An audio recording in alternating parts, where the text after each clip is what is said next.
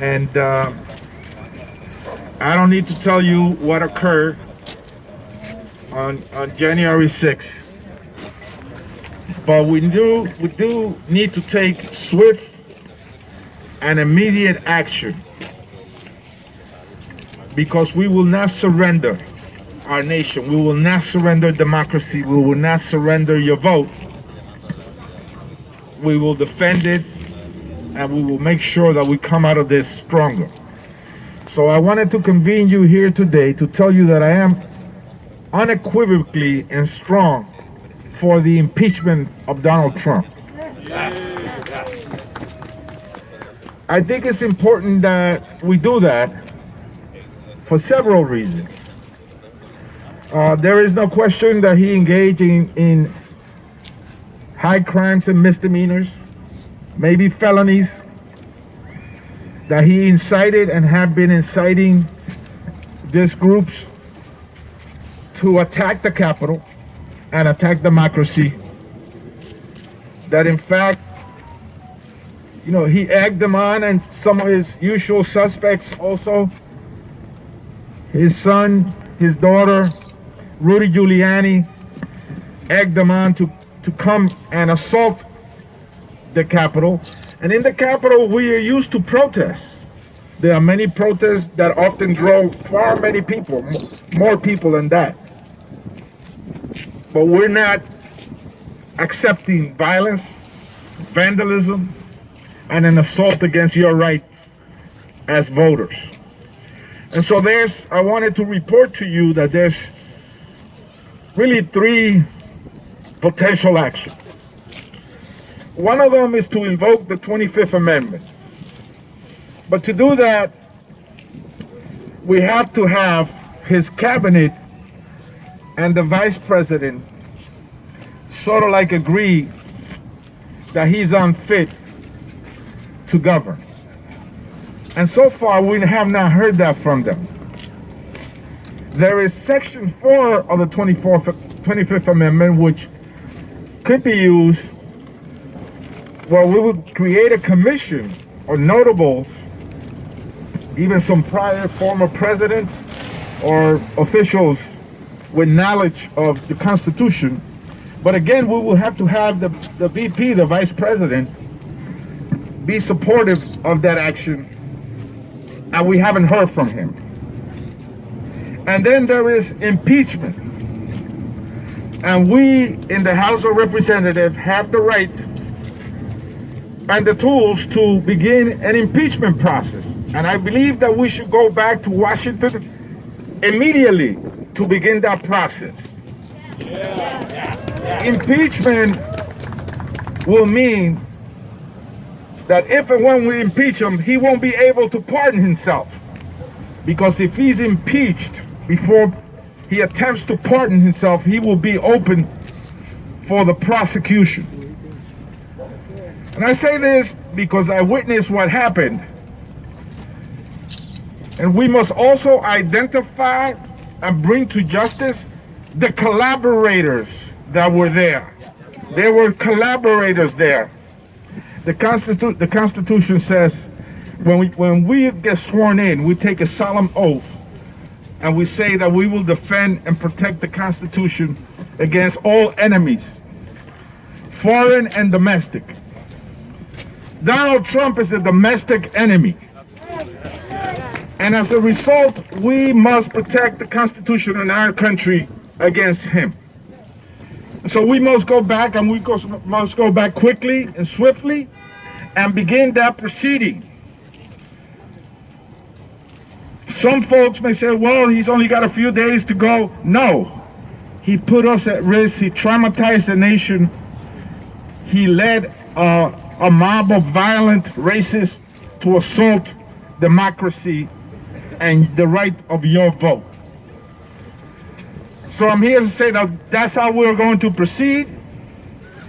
We know that you are concerned, but be reassured that there is a resolve among many members of Congress, including some Republicans, I may say, that we must take action and hold him accountable, and that there must be consequences for the actions that he took. Remove him. We will. Thank you. Remove him. And so there's other talks of other sanctions and censoring him, but we must remove him. We must impeach him and prevent him from pardoning himself. Okay? And prevent him from seeking office ever again. Ever again. Yes. Estamos aquí para darle las gracias a todos ustedes que salieron esta noche con el frío y tan poca notificación, y para informarle de que estamos a favor de la destitución del presidente por las acciones ilegales y violentas que él dirigió, por razón de que debemos comenzar ese proceso inmediatamente y asegurar de que él no tenga el beneficio de perdonarse él mismo. Si lo destituimos, no tiene el derecho ni la posibilidad de perdonarse, por razón de que dirigió un asalto directo en contra de la democracia, en contra del Capitolio, en contra de sus votos, de cada uno de ustedes. Y por eso estamos aquí, porque creemos que invocar la enmienda 25 no es suficiente, porque se necesita la ayuda del vicepresidente y del mismo gabinete del presidente. And those that have turned away from him, those close collaborators that recently resigned from his administration, we do not hold dear to our hearts. They're doing it for themselves, not because they love this country. Esos que han renunciado, sus grandes colaboradores, no lo apreciamos porque lo está haciendo para protegerse ellos mismos y no para proteger nuestra nación. Así que, gracias, thank you for coming out. And with that, I leave you with Assemblywoman Carmen de la Rosa. Thank you, Congressman. I want to thank all of you for coming out tonight. I know it's a cold night. COVID is still amongst us. So I wish you and your families health. We have been through so much this year. This year folded into the last 4 years. When I was elected to the Assembly, Trump was elected to office. And the day that I swore on my daughter's Bible that I would uphold the Constitution of New York State, I swore to ensure that I was upholding the rights of my community, the rights of democracy, and internally, I swore that I would be a force of good and a force of light. And I've been reflecting a lot about what's happened in the last few nights in our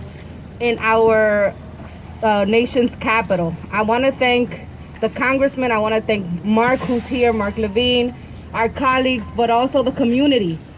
As we reflect on the events that have unfolded at our nation's capital, we reflect on the injustices that have been entrenched in the history of this nation. We can't forget that this nation was built on the blood, sweat, and tears of those we occupied. We reflect about our own mortality. What would have happened if the people who stormed the Capitol that night would have looked like me, would have looked like some of you? We come together as a community in a place that now symbolizes a beacon of hope and a beacon of light, where we've come together time and time again to fight anti-Semitism, transphobia, homophobia, anti-Muslim sentiments, where we've called out racism, where we've called out the presence of the Proud Boys in our community, where we've stood linked arms to say that we will root out the evil of racism that exists in this country, in our community. Everywhere we see it, we will root it out. Tonight we're here again with our candles blazing, recommitted to that same mission of ruling out injustice and fascism and bigotry and racism where it lives. And unfortunately, it's lived in the White House for far too long.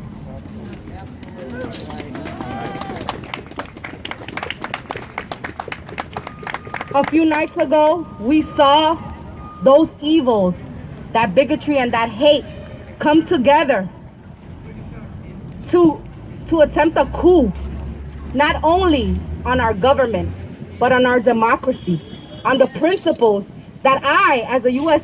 citizen, when I became one, swore that I would uphold. I am, and we should all be committed to ensuring that we continue to call out those injustices.